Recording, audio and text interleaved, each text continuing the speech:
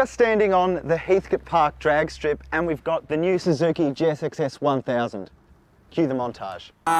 Get up, nah, I ain't a quitter. Toss me the ball, I'm a really big hitter. Big picture, I'm a straight killer. Rising the song to the highest bidder. Got juice, got gas, I'ma move fast. New shoes, new tracks, like who's that? I'm new, come back, better than last. Yeah, it's a new me, never gonna look back. Never gonna look back. Cause damn, I was built to last. You move slow and I move fast, and that's facts. Only I can make a change. Slowly take a step today. I will never be the same. Cause that's what it takes.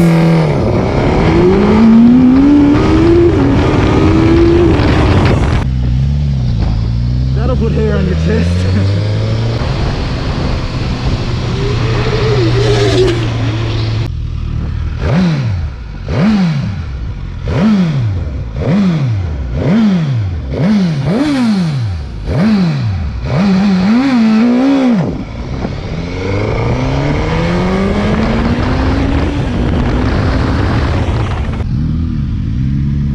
Alright, so I better turn down the traction control. No one, that should do it. And it'll go. On so, green? Yeah, so we're going to do it, there's no time, it's just for video.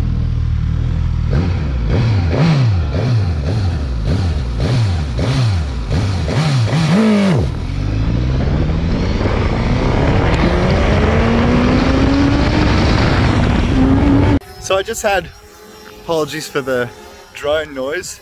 So I just had my first run on the drag strip. It was my first ever go. We only had half the strip, so we were just sort of playing around really. I didn't really get a good pass. The traction control sort of intervened a bit and then I turned it off. I don't know. Not very good, but so much fun, man. And I think that's one of the sick things about the drag strip is it's just so accessible. You can just bring whatever bike you've got and just punt it down the road like pretty safely. You know, you're not going to risk losing your license, and it's a ball, doesn't cost a lot. So I'm going to have a few more runs and hopefully get a good pass, because I think I've embarrassed myself thus far, but I'm sure you guys will be kind to me in the comments. As if. Yeah, speak to you soon.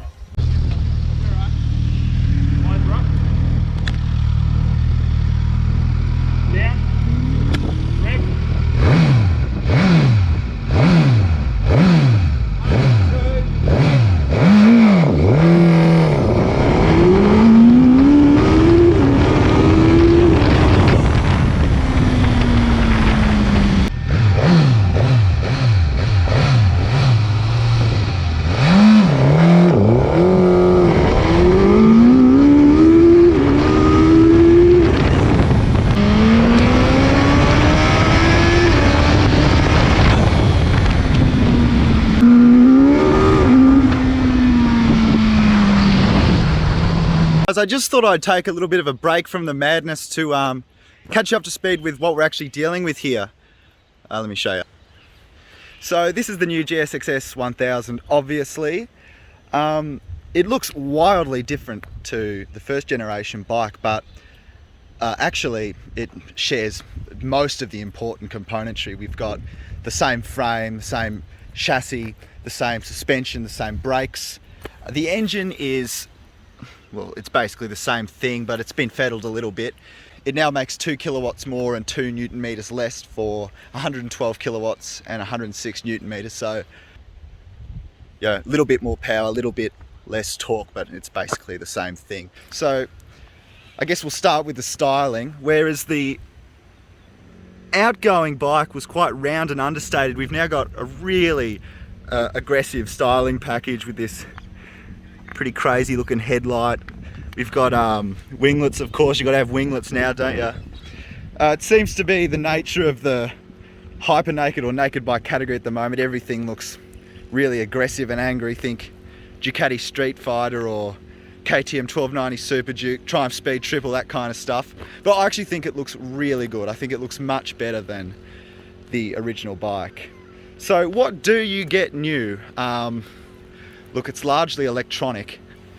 We've got a new screen. Not as fancy as some of the high definition TFTs on some of its rivals, but nonetheless, we've got more advanced traction control, we've got power modes, an up-down quick shifter is standard, which I think is important. This bike's got some accessories fitted on it, so it's not completely standard. It's got like rim tape, pillion seat cover, some carbon fiber engine covers, but you know, it's largely standard. So new is this exhaust is new for this second generation bike. The ergonomics have changed, so the seating position's a bit different. We've got sort of wider, flatter bars. I much prefer it. It's sort of super motardy. We did, you know, 300 or 400 kilometers this morning, and it was yeah, perfectly comfortable. I could go again. I probably will. But yeah, it's a really good thing. You know, it's that price. I'm going to keep coming back to that price. It's $17,290 right away, which is only $200 more than the bike that came before it, and it's got heaps more stuff. And you know, if you're looking for a 200 horsepower hyper naked with all the electronics you can get, look, this probably isn't for you, but you be prepared to fork out another 10 grand. If you're like me and you would like, you know, a very fast, very competent naked bike at a really attractive price point, you know, look no further really. So it comes down to you. But I'm just, you know, I was just so impressed. Again, this GSX-S, GSX-R platform works. And some of the parts of this bike are from 2012, and yet it still really works. Its road manners are spectacular. It's fast. It's not frightening. You know, I rode the Triumph Speed Triple the other day, which is, you know, a much faster motorcycle really, but on a mountain road it really scared me. This doesn't scare me. So that probably says more about me than the bike, but perhaps you can relate. You know, I have no doubt you could probably do an 11-second pass at the drag strip on this all day. You could do hot laps at a track all day, no problem. But the truth is, it really belongs on a mountain road. That's where it does its best work, and you really can't go wrong. We don't have electronic suspension. It doesn't need it. The brakes are great. That engine is really smooth. It just works. So obviously nothing here is going to set any records, but you know, 17,290 right away, I just don't think you can argue with that. So let us know what you think. Take it easy, guys. Stay tuned for our full road test on the new Suzuki GSX-S1000.